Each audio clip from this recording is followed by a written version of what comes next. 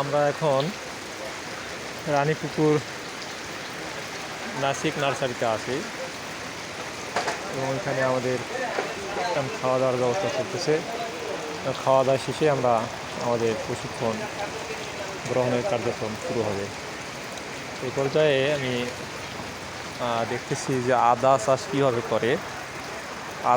আদা চাষ চারা, আদাগুলো ছোটো ছোটো করে কেটে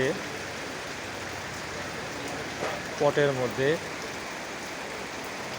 দিয়েছেন, সেখানে আদাগুলো অঙ্কুরিত হয়েছে। কত সুন্দর!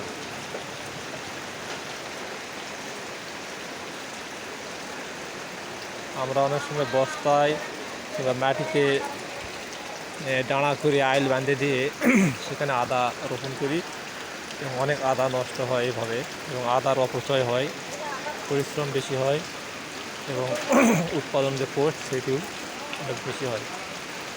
এভাবে চাষ করলে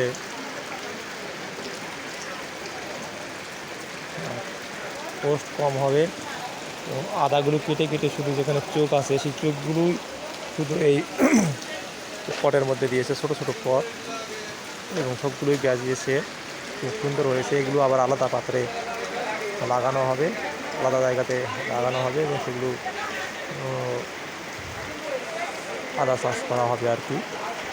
যাই হোক, সব মিলে খুব ভালো লাগতেছে। আমি আপনাদেরকে সুন্দর করে আবার দেখাবো। ততক্ষণ আমরা একটু খাওয়া দাওয়া সেরে নেই, ততক্ষণ আপনারা থাকেন। আসসালামু আলাইকুম।